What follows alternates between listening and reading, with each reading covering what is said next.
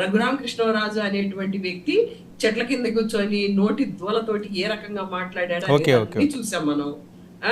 ఈ నోటి దూలతోటి ఏ రకంగా మాట్లాడాడు అనేది అంతా చూసాము. అది తీసుకెళ్లి పోలీసులు మరి ఇన్వెస్టిగేట్ చేస్తారు కదా. చేసినప్పుడు ఈ ప్రబుద్ధుడు ఎవరైతే ఉన్నారు రఘురామకృష్ణరాజు అనేటువంటి వ్యక్తి, ఈ వ్యక్తి సిఐడి పోలీసుల మీద దాడి చేసిన మాట వాస్తవం కాదా?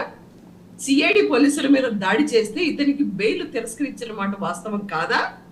సుప్రీంకోర్టులో కూడా ఇతనికి బెయిల్ తిరస్కరించినటువంటి మాట వాస్తవం కాదా?